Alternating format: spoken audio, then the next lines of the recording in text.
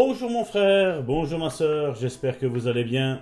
Nous sommes aujourd'hui le 9 juin. Nous sommes encore ensemble pour notre café matinal. Alléluia. Comment vas-tu ma chérie? Je vais très bien et toi? Ah, je vais très bien.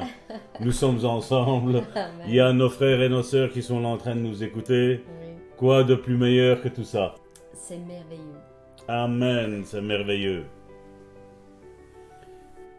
La parole d'aujourd'hui sera extraite de Proverbes chapitre 3 verset 5.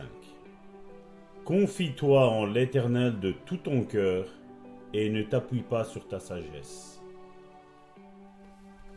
Et le titre de la méditation d'aujourd'hui est La main de la foi. Nous allons continuer la méditation d'hier et le texte dit: En lui imposant les mains, je demandai à ce pasteur: Serez-vous guéris maintenant au fur et à mesure que je vous impose les mains et que je prie? Frère, j'espère que oui, me répondit-il. Alors vous ne le serez pas, je lui répondis. Je ne vais pas dire que je recevrai quelque chose si je ne sais pas si je le recevrai ou non. Permettez-moi de vous poser une question, lui dis-je. Je tins en l'air un livre des cantiques. Disons que ce livre m'appartient. Imaginons en plus qu'il y a des chants là-dedans qu'on ne retrouve dans aucun livre de cantiques. Vous êtes pasteur et vous aimeriez que vos fidèles apprennent certains de ces chants. Mais le livre est en rupture de stock. Alors, je décide de vous le donner. C'est le vôtre. Diriez-vous que vous ne savez pas si vous allez le recevoir ou non, et que vous espérez que oui? Non, j'étendrai la main et je le reprendrai, répond-il. Eh bien, lorsqu'il s'agit de choses spirituelles, on ne peut pas tendre sa main physique pour les prendre, expliquai-je. Mais il y a un homme qui vit à l'intérieur de votre corps physique, votre esprit. La Bible l'appelle l'homme caché du cœur, ou l'homme intérieur. Cet homme intérieur a une main lui aussi. C'est la main de la foi. Mais je ne vais pas croire que j'ai quelque chose que je ne vois ni ne sens pas, insista-t-il. Il voulait le voir d'abord. Il ne se confiait pas en Dieu de tout son cœur. Au contraire, il s'appuyait sur sa propre sagesse. Il comptait sur son raisonnement humain naturel.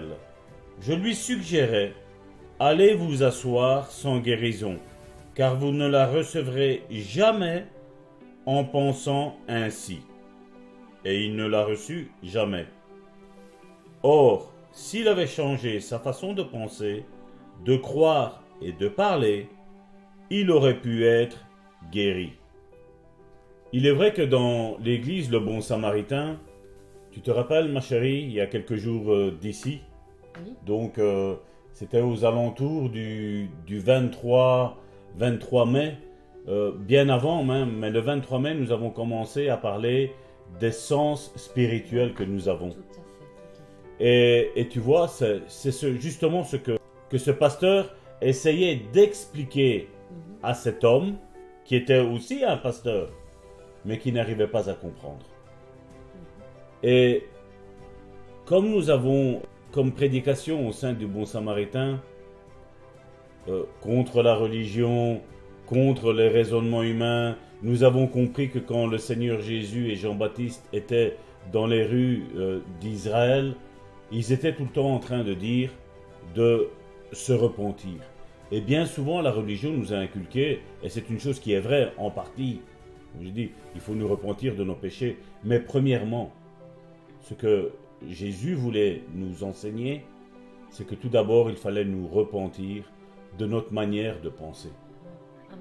On devait mettre de côté, quelque part, c'est comme s'il disait, mettez de côté comment toi tu penses, et essayez de vous aligner avec ce que moi je vous suis en train de vous dire. Amen. Et puis après, oui, certainement, oui, nous ne sommes pas là pour dire qu'il faut pécher, non. Et puis certainement, il y a cette repentance de péché en deuxième lieu, je vais dire quelque part. Mais premièrement, c'est notre manière de penser, comme Dieu d'ailleurs le dit. vos pensées et mes pensées sont éloignées. Tout à fait. Et nous, malheureusement, ben voilà, nous adhérons à une religion, nous adhérons à Système de pensée. un système de pensée, et puis ben voilà, nous pensons l'avoir. Ah, mon pasteur m'a dit que voilà, les guérisons c'est fini. Ah, mon pasteur m'a dit que les dons c'est fini. Ah, mon pasteur il a dit que les miracles c'est fini, tout ça est fini. Et voilà. Si la Bible nous dit le contraire, ben on va pas dire voilà, la Bible nous dit ça, comment ça se fait que un tel homme nous dit ça, et on va pas vouloir changer. Non.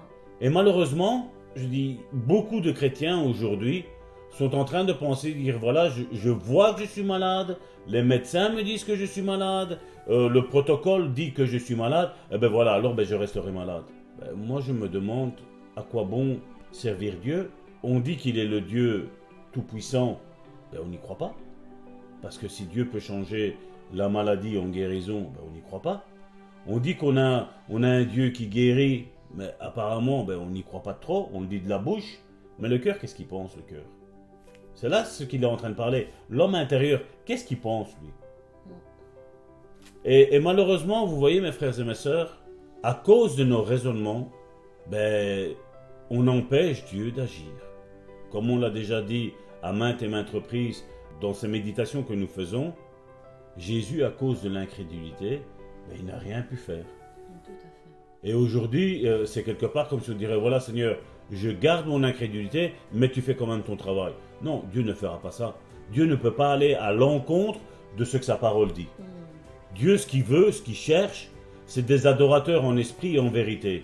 Donc, en esprit, ça veut dire ben, qu'ils croient cette parole de l'esprit et qui sont spirituels, qui ne sont pas charnels. Parce que si tu es charnel, ben, ça ne sert à rien de croire. Hein? Il y a vraiment dans les cas extrêmes, quand on arrive au seuil de la mort, que certains disent « Oh Seigneur, guéris-moi ». Mais pourquoi tu ne l'as pas demandé avant?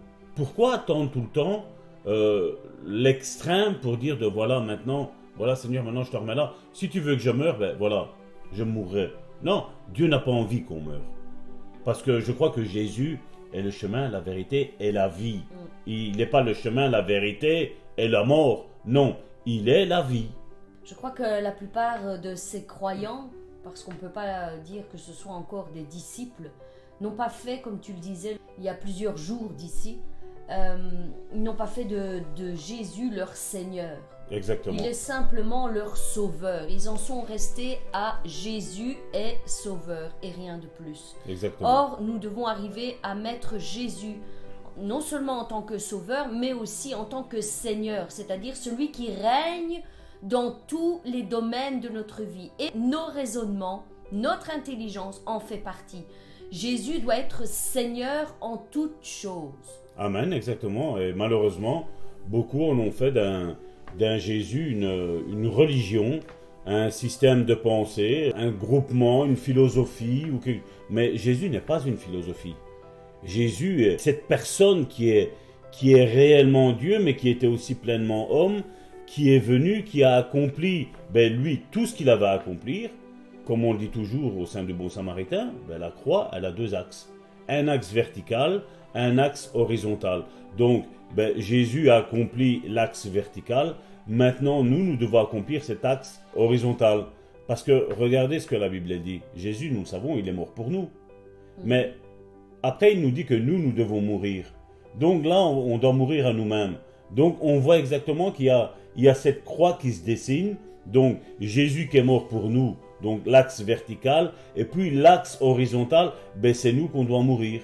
Jésus a donné sa vie pour moi. Maintenant, moi, qu'est-ce que je dois faire? Je dois mourir pour mon frère et ma sœur. Je dois mourir pour moi-même. Donc, il y a tous ces axes-là. Jésus nous aime. Maintenant, qu'est-ce qu'on doit faire? Nous, on doit s'aimer les uns les autres. On a l'axe vertical, on a l'axe horizontal. Et malheureusement, aujourd'hui, il y en a beaucoup qui restent sur l'axe vertical, où Dieu fait tout. Mais malheureusement, dans ta vie, qu'est-ce qui se passe? Il ne se passe rien. Et malheureusement, aujourd'hui, on a ce système de pensée, et je crois que si nous voulons tous obtenir nos guérisons, nos résurrections, nos miracles, il faut axer notre vie sur ce que Dieu a fait vers nous, mais aussi ce que nous devons faire vers nous, mais aussi vers les autres. Tu aimeras Dieu et tu aimeras ton prochain comme toi-même. Donc on voit l'axe vertical, Puis il y a l'axe horizontal d'un côté, je dois m'aimer, parce que comment je vais faire à t'aimer si moi je ne m'aime pas déjà?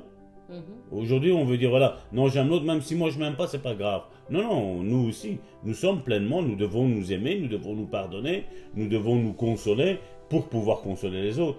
Comment je vais consoler quelqu'un si moi-même je ne sais pas consoler? Mais il est vrai que dans un autre sens, c'est Dieu qui premièrement me console. Et après, moi, je prends cette consolation donc, que Dieu me donne, je la rends effective, donc visible. Je la prends avec la main de la foi, comme le titre de ce message. Je prends cette consolation avec la main de la foi, je me console. Une fois que je suis consolé, je peux te consoler. Si maintenant je ne me console pas moi-même, comment je vais faire pour te consoler à toi? C'est pas possible, c'est sûr. Bon, Certain. je crois qu'on a besoin d'une bonne déclaration, je crois qu'on a eu une bonne nourriture là encore. Aujourd'hui encore une révélation, encore une connaissance de la parole de Dieu, et je crois qu'il y a des pierres qui ont été détruites dans les raisonnements que nous nous sommes tous faits et que nous avons détruits et que nous aidons nos frères et nos sœurs. Le but de ces émissions, à détruire leurs murs de religiosité, leurs murs de raisonnement qu'ils se sont faits. Amen, amen. C'est vrai, pasteur, c'est ce que, comme tu le disais, si nous nous permettons, mes bien-aimés, de vous conseiller, de vous diriger de cette manière, c'est parce que nous-mêmes, nous y sommes passés autrefois et que nous avons compris beaucoup de choses en chemin et maintenant nous vous les partageons afin que vous aussi vous puissiez aller plus loin dans les voies de Dieu et dans votre destinée, dans tout ce que Dieu vous a promis. Et nous allons faire alors cette bonne déclaration maintenant qui dit « Je me confie en l'Éternel de tout mon cœur. Je ne m'appuie pas sur ma propre sagesse. Je crois recevoir la guérison avant même de la voir de mes yeux physiques.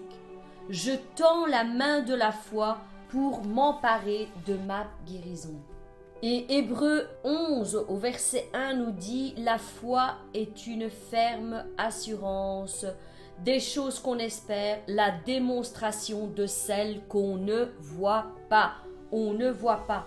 La foi, c'est donc être convaincu de la réalité de ce qu'on ne voit pas encore. Amen. On ne voit pas encore, dirons-nous. Parce qu'un homme de Dieu a déclaré que la foi est semblable à une main qui s'étend dans les lieux célestes pour aller chercher l'invisible et le ramener visible dans ce monde terrestre, le rendre visible par la foi, par la foi.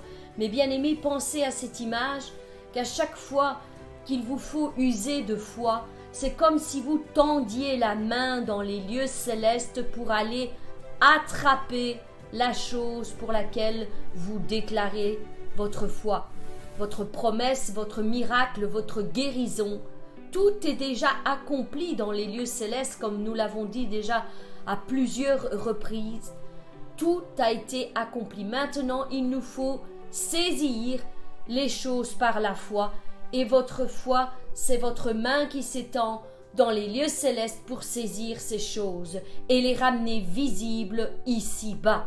Nous croyons en vous, mes bien-aimés. Nous savons que vous allez arriver à posséder toutes les promesses que Dieu vous a faites jusqu'à ce jour. Amen. Nous savons que vous allez grandir dans la foi. Vous allez apprendre les choses célestes. Vous allez grandir de plus en plus dans la foi et dans la prière et dans la consécration et dans la sanctification. Jour après jour, vous allez avancer de gloire en gloire pour être des disciples accomplis. Voilà notre but, c'est de faire de vous des disciples accomplis, des disciples qui sont autonomes dans leur foi, Amen. Qui ne s'accrochent pas à ce que pense un homme, une femme, et à leur façon de penser et de faire, mais qui ont développé leur propre relation personnelle avec l'Éternel. Voilà notre but, voilà le but de nos enseignements, voilà pourquoi nous nous mettons à votre disposition. C'est parce que chaque fils et chaque fille de Dieu peut avoir une relation personnelle et intime avec son Père. Et nous rendons grâce pour chaque jour qui passe, pour chaque jour où votre foi grandit. Nous rendons grâce donc à Dieu pour tout ce qu'il fait dans vos vies. Soyez bénis, mes bien-aimés, et que la grâce et la paix vous soient multipliées encore en ce jour. Quant à nous, nous nous donnons rendez-vous demain. Amen.